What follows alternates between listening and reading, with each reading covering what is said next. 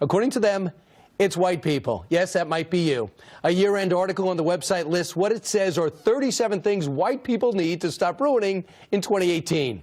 Among the listed, the Oscars, the United States of America, that's a general term, mac and cheese, I guess how we ruin that, I'm not sure, sneakers, Korean pop music, and protests. Joe Concha writes for media for The Hill and is also white. Joe, so you're a bit responsible here. You're not listed in the 37. Where do they get off coming off the list like this? I think I'm only half white. I'm not sure. I had some relatives that came by way of Cuba. So at least 16 of these things you're responsible for then. So what are they getting at?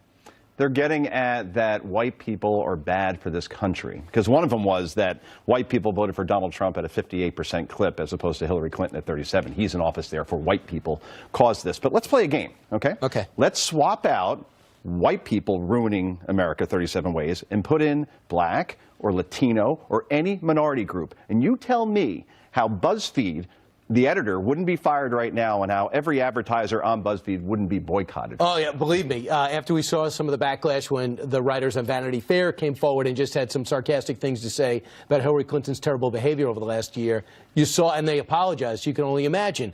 But will they face any backlash from a list like this? You would think, but no, that hasn't been happening. And they've done lists like this before. There is precedent. One story they wrote was white people stay colonizing. And then white people are a plague to the planet was another one. So this appears to be a theme at the BuzzFeed. But I got to tell you, your floor director was walking me out here, and he said, you know what, because of that story, I stopped following BuzzFeed. I'm not going to read it anymore. You could only cross this line so many times. All right. So lastly, do you think there's a chance that they're just having fun? They're just like throwing it out there to get us talking about it? Dare I say buzz? Or do you think there's an agenda? I think they're desperate.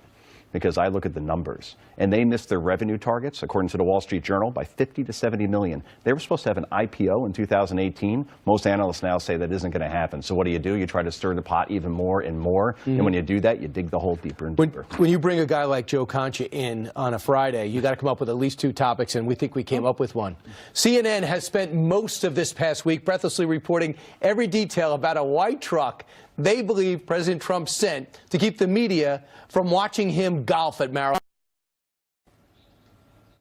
The president also got back on the golf course, but not that we can prove it because a giant white box truck blocks reporters. What's up with the white truck blocking his golf swing? This is a White House that seems particularly sensitive, for whatever reason, about images of President Trump on the golf course.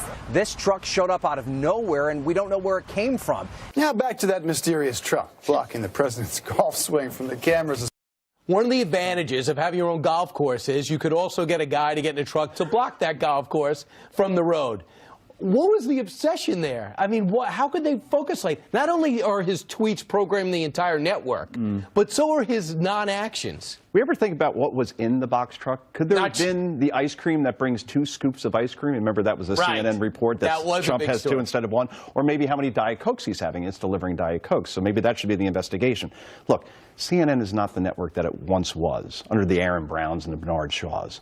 What's a big story this year, Brian, that almost no one's talking about? The ISIS caliphate being decimated in Iraq and Syria. They've lost 98% of their territory. They once had 45,000 fighters 2 years ago. They have less than 1,000 now. If there was ever a story that was in CNN's wheelhouse, given what they've done in the past in terms of their Middle East reporting, this is it, the ISIS story. And I don't see too much coverage on that, and I see crap, and this is crap, these types of focus right now from a once proud network.